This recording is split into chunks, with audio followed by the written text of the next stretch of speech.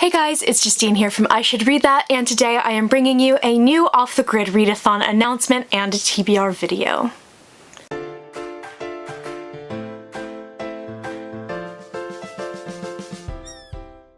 So the Off the Grid Readathon is coming up once more. It starts on the 16th of October in your time zone, midnight on Friday, kind of Thursday going into Friday, and it will end on Sunday going into Monday at midnight as well. So I love this readathon. If you guys have seen these announcement videos, you'll hear the same spiel from me every single time, but I love this readathon. It is the brainchild of my friend Shanna from Bionic Bookworm, who's an amazing blogger and now a booktuber, which is really exciting. I will link all of her info down below. And we've been running this readathon for quite a while actually, and it is a really, really amazing way to get some reading done, get off Twitter, step away from all of the book Twitter and booktube drama, and just read some damn books, which is always great in October because October is of course in the push through to the end of the year. So if you are struggling with your Goodreads goal, if you have a bunch of arcs you haven't read, if you have new releases that you've bought but you haven't actually read yet, now is the perfect time to pick them up. So the rules for the Off the Grid Readathon, there really aren't any rules. The idea is basically to take yourself off the grid, so you are staying away from your phone. I find it very helpful to just put it in another room and just read. Just read as much as you can. It's not a readathon where you have to like be 100% committed the entire time. We're not expecting you to be offline for 3 days.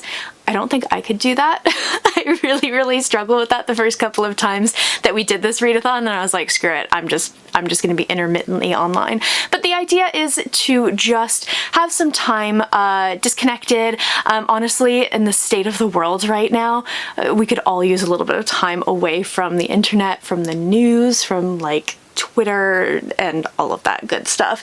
So the idea is put your phone away and just read. So as I say every single time, the very first time we ran this readathon, I was actually wedding dress shopping, so I very clearly was not participating the entire time. So if you can't do all 3 days, you're good. As long as you go ahead and read just a little bit without your phone, you have succeeded in the readathon. There are no sprints, there are no challenges, nothing like that.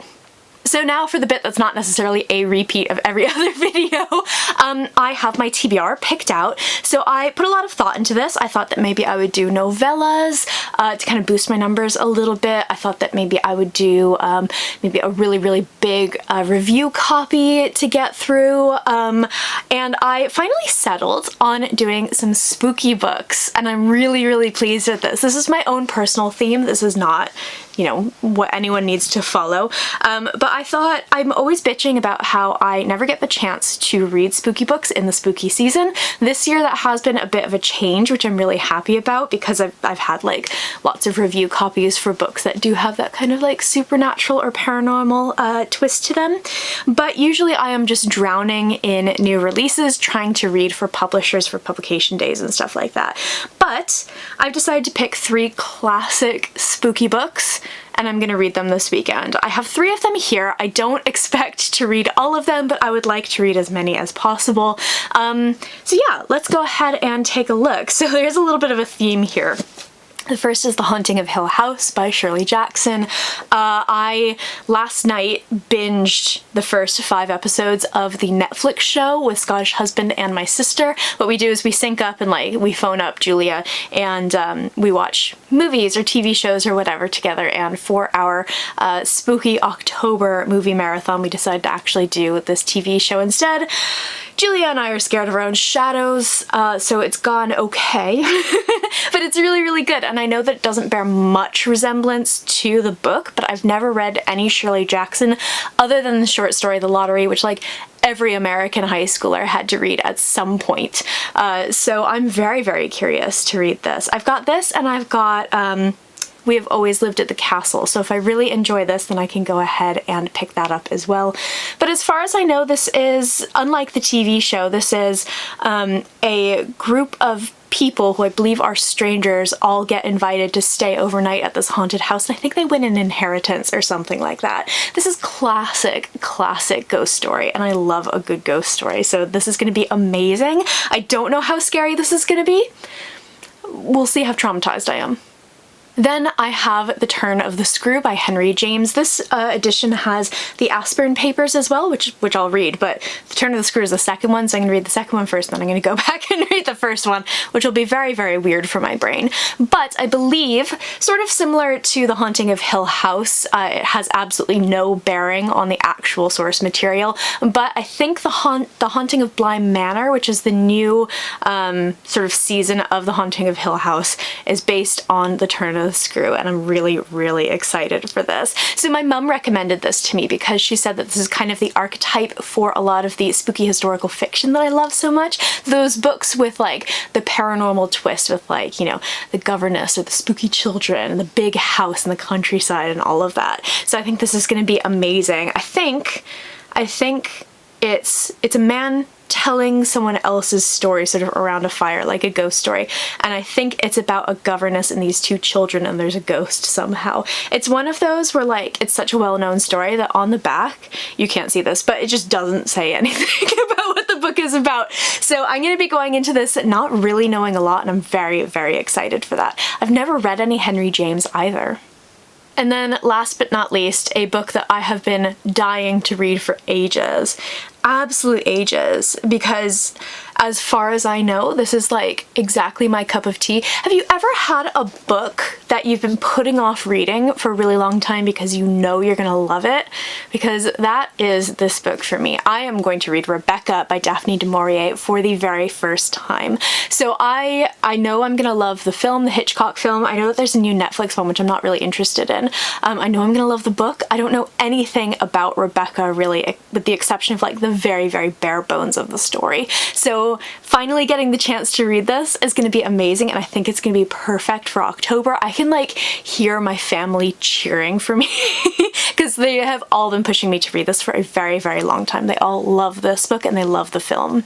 So this book follows a young woman named Mrs. De Winter. We don't really know her name, I think, throughout the entire book. She's just referred to as Mrs. De Winter. And she has just married an older man, Mr. De Winter, and she is sort of swept up in this whirlwind romance. She marries this man and she goes to live with him in his estate called Manderley.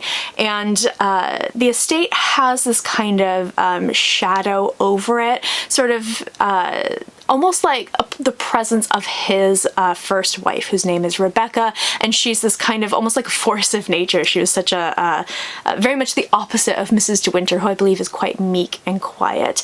And there's a lot of weird spooky stuff that happens in this. I know that it has the world's worst housekeeper in it, like the world's spookiest housekeeper, which is perfect for the Haunting of Hill House TV show, because that also has a spooky housekeeper. And I think that this is just going to be absolutely amazing. I can't believe I've not read this yet, because it's just like, this is, I think, me in book form. I think this is exactly one of those books that just sort of like epitomizes what I love in literature. So I'm very, very excited for this. I'll probably go ahead, if I don't manage to read this during the Off the Grid Readathon, I'll prioritize these two because they're a little bit shorter, which means that hopefully I'll be able to get a little bit more done, and this will carry over into the following week. This is gonna be so good. I'm really, really excited. I think I picked a fantastic TBR, and I'm like super proud of myself. So that is it for this video. Sorry for being in Swamp Witch mode. We both kind of totally forgot that this readathon was coming up. That's the problem with having a quarterly readathon, is that it did sneak up on us a little bit, and I wanted to make sure that I got an announcement video out for you guys this weekend so you can decide if you have the time to participate next weekend. So again, the Off the Grid Readathon is going to be happening between Friday, October 16th through into Sunday, the 18th, and it is all in your time zone. There's no challenges, no sprints, nothing like that. All you have to do is read. So I would love to know in the comments below if you are hoping to participate in the Off the Grid Readathon, if you have maybe done it in the past, if you're gonna vlog it like I'm planning on doing. Also, if you've read any of these books, let me know what you think, because I'm, as I said, super pumped for these. I post bookish content to this channel fairly frequently, so go ahead and hit subscribe, check back soon, and I will see you next time.